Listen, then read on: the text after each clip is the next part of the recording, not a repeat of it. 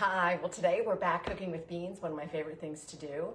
Today it's going to be a white bean with sage and fennel, and it's a side dish or it can be a salad. I find that you can serve it either room temperature, warm or cold. It works really well. So this could be a really good replacement for your summer baked beans at your next barbecue. I mean, I get really kind of tired of baked beans, so this is a really nice alternative, and it's super easy using a lot of pantry ingredients. So join me and we'll stick around for the next 10-15 minutes. I'm Judy Matusky. I'm a registered dietitian and a culinary nutritionist with Athens Nutrition. Today I'm in my kitchen, but I'm by myself. My friend Wendy is not with me today. That was fun doing some cooking sessions with her. So we're going to go ahead and get started. I've got a couple things I want to talk to you about. I have some things already going over here on the stove in a pretty big skillet, and then we go through that. So the ingredients are pretty simple. We're using beans, white beans, and we'll talk about those in a minute. We're using fresh fennel, and we're using some sage. Those are kind of like the star ingredients of the dish, and then some seasonings. But what I love about this particular recipe is that it's using a concept called layering flavor. And I recently finished up a really great workshop with Milk Street Cooking School. And this is one of their recipes. I just adapted it slightly. It was absolutely perfect by itself, but I just had to make a few little changes. But anyway, the idea is like using one ingredient, maybe 3 different ways, right? So you're really taking advantage of the full flavor and texture of the ingredient itself.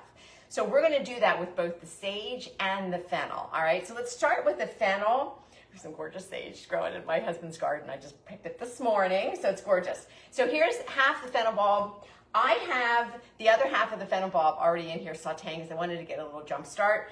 So fennel, if you're not familiar, it comes in a bulb like this. It usually has the fronds on it and some stalks that, obviously are growing out of the bulb. It's kind of a licorice-y, anisey flavor. I absolutely love it. It's probably one of my favorite vegetables, and I love it in a lot of different ways. So in this dish, we're going to use the actual bulb. We're going to use some fronds for garnishing because these have a nice little light anisey sort of flavor.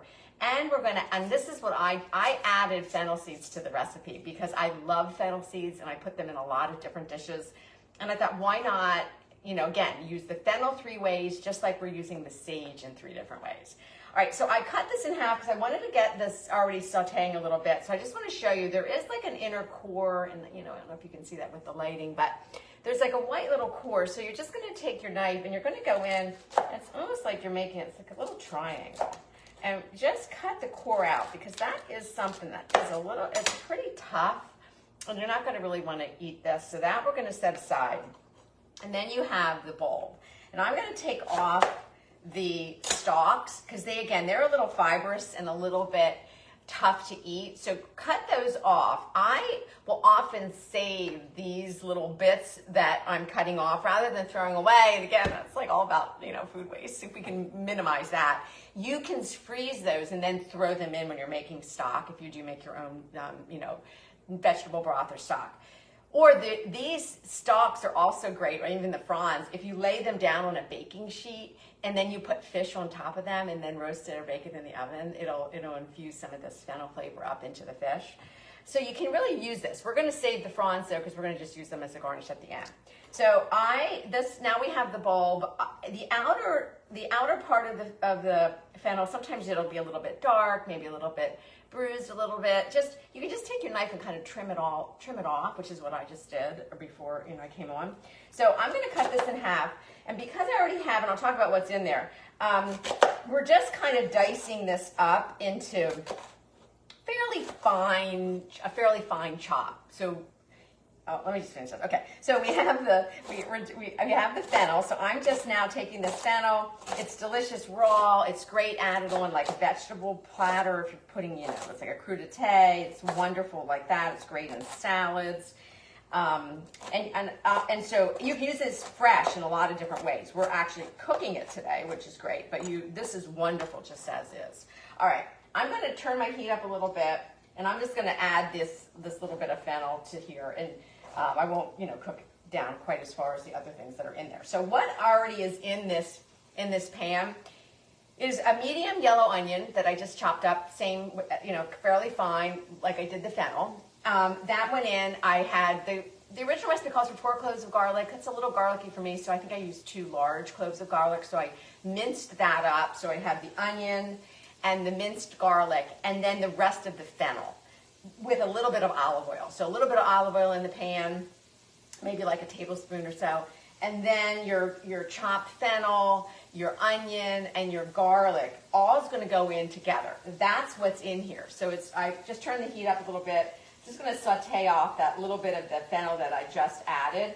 Now we're going to add a couple other things. So I already did add a little sprinkle of salt. So now I want to add the fennel seeds to this. And I'm going to use about a teaspoon of fennel seeds. So just kind of shake those in. And then the other thing is, if you want to, the original recipe uses a little bit of red chili flakes, so maybe like a 1/4 teaspoon. So I'll add a little. You can add, more or less, or skip it. It depends on. It doesn't really have much heat at that level. If you wanted a little bit hotter, you could. But I just don't want it to overpower this dish because it's, they're relatively, milder flavors with the beans. The sage, however, is what's really going to give it a real good flavor punch. All right, so we have that. Now the last thing we're going to add is the sage. So let's talk a little bit about sage.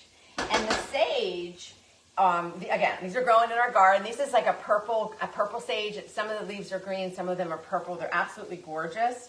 We're using the sage 3 different ways. So the first way we're going to use it is I'm taking a bunch of the sage leaves, the fresh sage leaves, going to roll them all together. And then we're just going to chop them, and we're going to add them in here with the fennel and the onion. All right, so these are going to get chopped. It's about 3 tablespoons of fresh sage leaves. And if you're growing sage in your garden, my gosh, this is a great way to use up sage because we get a lot of sage. And I feel like sometimes it's a little bit more challenging to use this particular herb when you're cooking because it has quite an intense flavor. And it's something that we tend to think about using more around the holiday time, for making stuffing or turkey. So we don't often, we're not thinking about it necessarily as a summer herb, but obviously it's growing in the summer. So we want to figure out how to use it. And this is a really great way to do it because we're using it in 3 different ways. All right, so we're going to take this. This is probably about, I would say, 3 tablespoons. That was kind of fairly finely chopped. We're going to add that in. Going to stir it around. So we now have in this, just as a recap, in this pan, you can use a Dutch oven. I just like to use a lower sided pan so that you guys can see a little bit. So we have the onion, we have the garlic, we have a little olive oil in there to help things saute a little. The fennel, then a little bit of the red pepper flake, a little dash of salt, and then the fresh, I think the fennel seeds, if I didn't mention that, and then the fresh sage leaves that are going to just saute. I'm just going to let this go a little bit, not too much longer because I don't want this to burn. I'm going to turn it down a little bit. All right, so that's going. Now let's talk a little bit. Let me just turn it way down. All right, so now let's talk about the beans. So the next addition is going to be our beans. So I happen to have a beautiful jar of white beans that are absolutely amazing. I get them. I keep talking about my wonderful Euro market that's close by. It carries some great things, and their beans are amazing. So I often will have a jar of this. This is the equivalent of 2 cans. So this recipe calls for 2 cans of white beans. So it could be cannellini bean, it could be Old Navy beans, it could be, Old Navy, it could be Navy beans. These are from Rancho Gordo. I love, one of my favorite companies for dried beans. This is just a little white bean that, had I had time, I might have, maybe made these from scratch and really, boiled them up and cooked them off. Because there's nothing better than a dried bean and things. But most of us, maybe are not using dried beans in our cooking. If you are, fantastic. If not, then, jarred beans or canned beans, perfect, because they're pantry stable, and there's something you can always grab and have. So this is the equivalent of 2 cans, 15-ounce cans of white beans. I'm going to go ahead now and put these in. Now the recipe, so this is something, just a little bit about reading your recipes so ahead of time, because in this recipe, we are using the liquid from one of the cans and then we're draining and rinsing the other can. So if you're using 2 cans, you want to don't drain both cans because we want some of that liquid, some of that bean liquid to help create the sauce. I don't know if you just saw my daughter's dog here, Clementine, just walked by. She's a Bernese mountain dog. She's huge. She's only a year old, but she's almost 95 pounds. She's walking back. There she is. Hi, Clem. I'm not going to talk to her because if I do, she'll want to come over and then she's going to want me to pet her. And I'm not going to do that because I don't just particularly want her hair in our food. All right, so I'm adding that liquid to the beans, so that's going to help create the sauce. So we have the beans added. Now the last thing we're going to add now, and if right now we are getting tomatoes from the garden, but we went through so many of our tomatoes, so I only have a few left, and I didn't want to use them. If you have great fresh tomatoes right now, you can add fresh tomatoes to this. If not, then the recipe really does call for canned tomatoes. So I just have some diced canned tomatoes. Again, pantry staples. Tomatoes should always be in your pantry because they're just so versatile, as well as beans. My goodness, that's just you can make as we're doing a really easy, fast entree or side or even salad pretty quickly. All right, the whole can, we're not draining them. So the whole can goes in. If you're sodium sensitive, this as with any recipe, you can just, go light on the salt, go light once you're adding salt. Buy no salt added canned tomatoes or canned products if you can. With beans, if you can't get the no salt added, just rinse them. That's going to reduce the sodium probably about 40%. All right, so now we're pretty well good to go with this part of the recipe. So we've got everything in here. We have our fennel in 2 ways. So we have the fresh fennel sauteed and the fennel seeds. And then the third way is going to add the fronds as a garnish. We right now just have the sage one way, which is the fresh sage chopped. But we are going to now do it in 2 other ways, which is really going to bring this dish together and give it incredible flavor. All right, so I'm going to switch things around. So we have everything added. I'm going to move this over to this other burner because while this is cooking, and this it took me maybe 10 minutes to sort of saute up the garlic and the onion and the fennel. Then we just added what we added. So really, we're maybe 10 minutes that I did a little bit ahead of time. Now it's going to cook for maybe another 10 minutes. So I'm just going to pull it off to the side. Because we added the liquid from the beans, I'm going to, let me get this down. All right. I'm going to keep the lid off because it has a nice little sauce to it right now. And I don't really want it to be too saucy, but I also don't want it to be dry. So I'll just kind of keep an eye on it. Maybe we'll need to add, I'll put a lid on it if it starts to look like it's getting a little bit dry. But I don't think so because, again, it's only going to cook for 10 minutes and it'll be fine. All right, so let's talk about the next step, which is probably one of my favorite part of this recipe because we do get, like I said, we get a lot of sage growing in our garden. We have a couple plants out there and they're huge. And during the summer, what I love to do is fry the sage leaves. And I do this frequently and just add them to dishes. They're wonderful with sauteed scallops. If you saute some scallops in a little bit of olive oil, maybe just a little bit of butter, saute the scallops and then fry the sage leaves and then put those on top. But they're absolutely delicious. They're almost like sage potato chips when they're done. So let me show you how you do that. And the hearty herbs, now you need something obviously that has, you need something that's a little bit larger leaf. So sage works beautifully to fry, but so does rosemary. So I leave rosemary on the stalk and do the same thing. I just put it in the oil. So in this skillet, I have about 3 tablespoons of olive oil. And we're going to use that to fry up our sage leaves. Then when you're done, they only take about a minute once the oil gets hot enough. And you need it sort of medium-high heat. So I want to make sure I have it high enough. But obviously, once you start seeing it like shimmer a little bit, mine's not there yet.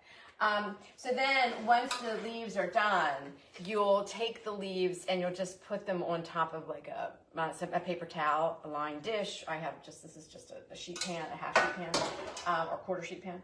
So, and then that's it. That's it. And then sometimes I'll just sprinkle them with a little bit of salt. They're just so good, just like that, just to snack on. I always joke when I'm making them, if there are people around in my kitchen and they, over the weekend or something, like they'll walk by and they're just grabbing handfuls of them. I'm like, no, because I need them for my dish. But they're really good. So we're gonna, that's our second way. So we have our sage chopped fresh and then sauteed with our beans. Now the second way the sage is gonna show up is it's gonna be in these little fried sage leaves, right? And then the oil that's left over after we're finished frying the sage leaves, it's now gonna be, that oil is gonna be infused with the sage flavor. So we're now going to then use that to drizzle right on top of the beans. So we've got, again, layers of flavor. And that was just a really cool concept that I picked up with Milk Street's cooking course. Not that I wasn't aware of it, but I never really kind of thought about it, because you look at a lot of recipes, you can see that happening. You know, there's maybe one ingredient or two ingredient that's going to be used in a couple of different ways, and probably in a different, not only in just for flavor, but texture, because these sage leaves are going to add a little bit of crunch to the salad. All right, so let me just see how we're doing with the oil. Probably, I can smell it. It looks like it's simmering. We're going to let's just take a sage leaf and we'll test it. I'm just going to drop it in, and it should start to bubble like that. I don't know if you can see that, but it's good. I think we're pretty good. So let's just lay these in. Now, ideally, you can hear it sizzle. Ideally, you don't want these sage leaves to be wet. I rinsed them and dried them earlier, because that'll just really, that's going to make that oil pop. There's already a little bit of moisture just naturally in the fresh herb itself, so you might get a little bit of sizzle and pop here, so just stand back. So I'm going to pop them in, and you don't have to overcrowd, so I'll probably get one more in there. All right, so if you can see, I think you can see that, right? Yeah. All right, and whoa, pop it. I feel like I should have an apron on for this, because it does tend to want to do that. And they take about a minute, depending on how hot your oil is. And you just maybe halfway through, so maybe that was 30 seconds. I'm going to flip them. I'm going to turn my beans down. I can see they're boiling. All right, and then we're just going to flip them over. And they take, like I said, about a minute total. You can tell they're done because when they start to stop, when they stop sizzling, and you can see the bubbles, not completely, but you know, the bubbles start to, all of the moisture is really evaporating off the herb. That's when you know they're done. Like this one's done, I'm gonna pop it over here. This one's done, pop it over. And then that, and then these are going a little bit, but they're pretty well done. All right, so bring these over. I'm gonna turn my heat down just a tiny bit. And then, let's, this one can come off. All right, and I'm going to throw a few more in. So you kind of just are keeping up with it as best you can. It is a little bit messy if the oil starts to pop. But it's so worth it. It's so worth it. All right, let me get the ones out that have been done, and let me show those to you real quick. Take this out. All right, and then that was one that was in there. These are the new ones. And they're going to absorb a little bit of the oil, but there's still going to be there'll still be not a lot, but there'll be some oil left over that's going to be the infused oil that we're going to use. All right.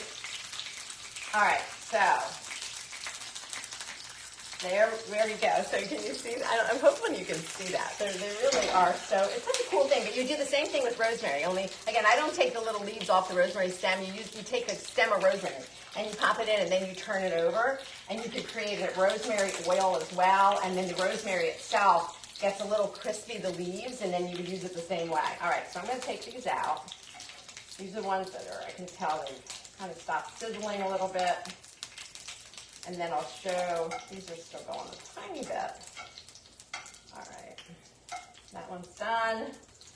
You're getting there. I'd say that one's probably done. All right, I'm going to take the remaining out. So there was about 20 leaves, give or take. I mean, but if you have too many leaves, you're going to use that. You'll have to add a little bit more oil to get through it. All right, I'm going to take off heat. I don't want that oil to burn.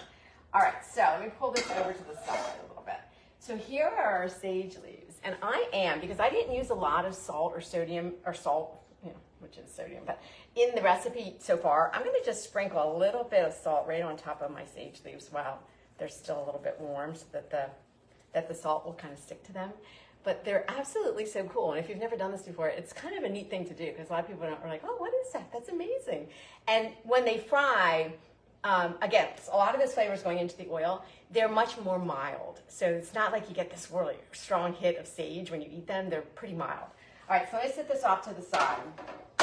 Now I'm going to bring back, just grab this.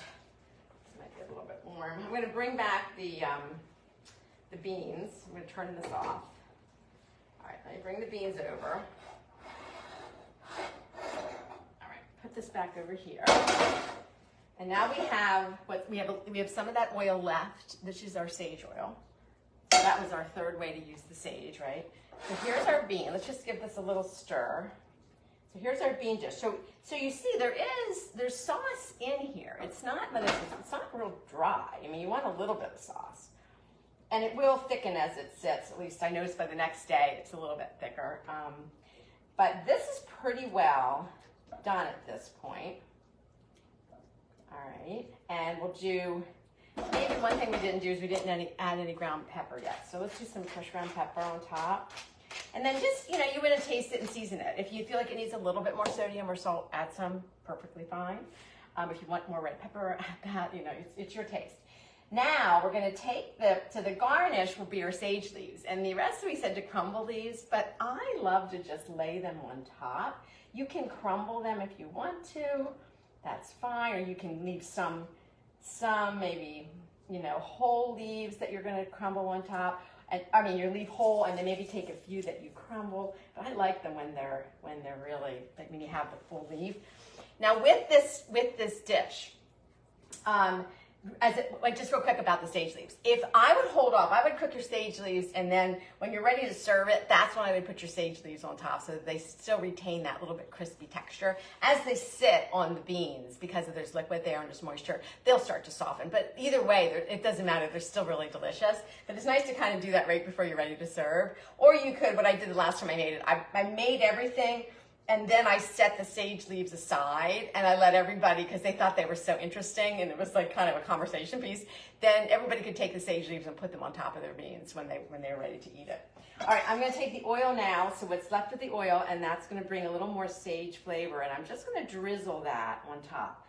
And when you're serving, you can put this in a really pretty bowl, and then you're just going to bring your oil and just drizzle on top with the sage leaves. And because we have the fennel fronds, I'm going to use them. Why not? Just tear them off and just give them a little sprinkle, a little garnish over the top, a little freshness, so that again, when you're doing layers of flavors, you're thinking, how do you do it so you can use maybe the herb as a fresh herb, as a sauteed herb, as a fried herb, which we just did, so that you're using them in different ways, not only different parts of the plant or parts of the vegetable, but you're using them fresh and cooked at the same time.